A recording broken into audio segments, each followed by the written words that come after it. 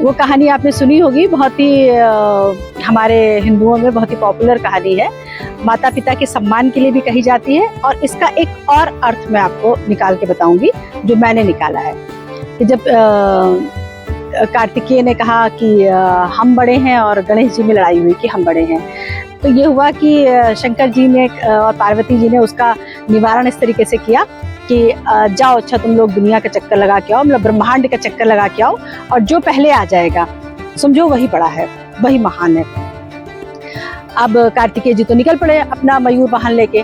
गणेश जी सोचने लगे कि उनका चूहा तो इतना छोटा सा है, वो कैसे क्या करेंगे, लेकिन वो बुद्धि के देवता हैं, ज्ञान के देवता हैं, तो उनके पास तुरंत उनको फ्लैश आया और उन्होंने क्या किया कि अपने माता पिता का चक्कर लगाया और आके प्रणाम करके खड़े हुए।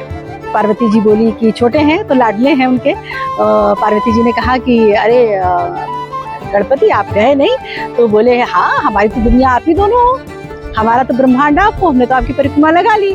सब प्यारा सा जवाब दिया। ये तो मतलब माता पिता के प्रति समर्पण की बात है कि माता पिता ही बच्चे की दुनिया होते हैं। लेकिन कभी क्या आपने ये गौर किया है कि हमारे जितने भगवान हैं उन सबके वाहन जो है वो कोई ना कोई जानवर है। कार्तिकेय जी का मयूर है, गणेश जी का जो है वो मूषक है। इसी तरीके से नंदी जी खुद शंकर जी को बहुत प्रिय हैं और उनके वाहन हैं। और जितने भी देवता आप जानते होंगे, अपने विष्णु जी जो हैं वो लेटे ही शेषनाग के ऊपर हैं, और कृष्ण जी ने भी कालिया मर्दन किया। तो कहीं ना कहीं आप सोच के देखिए, मुझे ऐसा लगता है कि शायद ये वन्य जीवों के प्रति सम्मान करने के लिए और उनकी रक्षा करने के लिए, यहाँ तक कि सांप, कितनी उदात्त भावना है हिंदू धर्म की ये कि सांप को भी मत मारो, उसका भी वध मत करो, क्योंकि वो शंकर जी को प्रिय है, उनके गले में पड़े हुए हैं। और इस समय बरसात के महीने चल रहे हैं, आषाढ़ खत्म होने वाला है, सावन लगने ही वाला है, और इन दिनों में सबसे ज्यादा रेप्टाइल्स दिखते हैं, सांप बहुत दिखते हैं आते जाते। हम यहाँ खड़े हैं, कोई भरोसा नहीं अभी दिख जाए तो उनको भी, उनकी भी रक्षा करो आप। शेर, चीता और वो सब तो छोड़ो। ये बात शुरू यहाँ से हुई कि अक्सर खबरें आती हैं कि बाघ देखा गया फलानी बस्ती में, बंदरों के लिए वानर वन बन रहे हैं, उनके लिए अलग एक रहने की जगह बनाई जा रही है। तो है क्या कि हमारा पूरा जो दर्शन है वो सह अस्तित्व पर टिका हुआ है। मतलब हम भी रहें, तुम भी रहो, जियो और जीने दो, हम सब रहें, मतलब जीव जंतु भी रहें और हम भी रहें।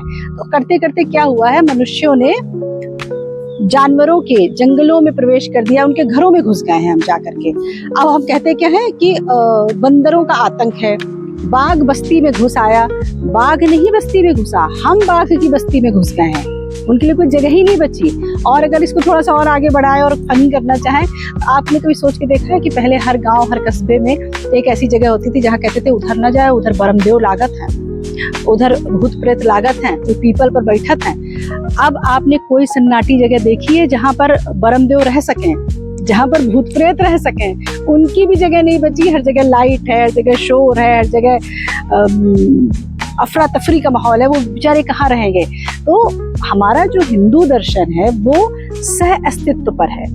कहते हैं ना कि क्या आत्मा होती है, भूत होते हैं? मेरा बच्चा कई बार पूछता है, तो मैं उसको यही जवाब देती हूँ कि बेटा भूत ऊत कुछ नहीं होते हैं, लेकिन ऐसा भी नहीं है कि जो चीज हमें आंखों से नहीं दिख रही है उसका अस्तित्व ही नहीं है। भगवान भी तो हमें आंखों से नहीं दिखता, लेकिन आस्था की बात है, मानो तो भगवान है। तो अभी बात मसला केवल इतना था कि उन्हें भी जीने दीजिए, उन्हें भी रहने दीजिए, उनको भी जीने का हक है। ये धरती भगवान ने उनके लिए भी बनाई है, केवल हमारे लिए नहीं बनाई है कि हम मनुष्य हैं और हमारा दिमाग थोड़ा तेज हो गया तो हमने बाकी लोगों के लिए जगह ही नहीं छोड़ी। इसीलिए शायद कोई ना कोई जानवर किसी न किसी भगवान का प्रिय है, कोई ना कोई भगवान उनको अपने नजदीक रखता है। और ये थॉट मेरे दिमाग में आया, जैसे मैंने बहुत सारी बातें बता रही हूँ, कहाँ से आया तो वो चेन बनती जा रही है। ये आया अभी लेटेस्ट कुत्तों से कि एक वर्ग हो गया है वो डॉग लवर है, और एक वर्ग सो कॉल्ड लोग कहते हैं कि वो डॉग हेटर है। नहीं, डॉग हेटर नहीं है, वो भी ह्यूमन लवर भी है। वो डॉग लवर भी है, एनिमल लवर भी है और ह्यूमन लवर भी है। अगर कुत्ते को जीने का हक है तो उसे उसे भी, इंसानों को भी जीने का हक है, उसे इंसानों को काटना नहीं चाहिए, कोई भी दूसरे को डैमेज करे। इसी तरह से अगर इंसान कुत्ते को डैमेज करे तो वो भी गलत है। अब कुत्ते से बात आई तो मुझे ऐसे लगा कि देखो सब सारे जानवर तो किसी न किसी से जुड़े हुए हैं।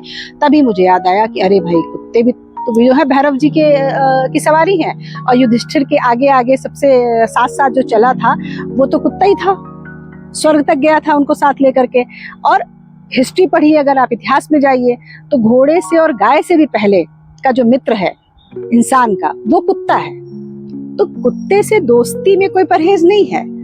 परहेज इस बात से है कि जो लोग, अगर वो इंसानों को तकलीफ देते हैं तो सारे लोग उनका फेवर लेने लगते हैं, और जो बच्चा या जो बुजुर्ग उनके काटने से जख्मी हुआ, गिर गया, उसको सुइयां लगी, उसको इंजेक्शंस लगे, उसके प्रति हमदर्दी नहीं होती है।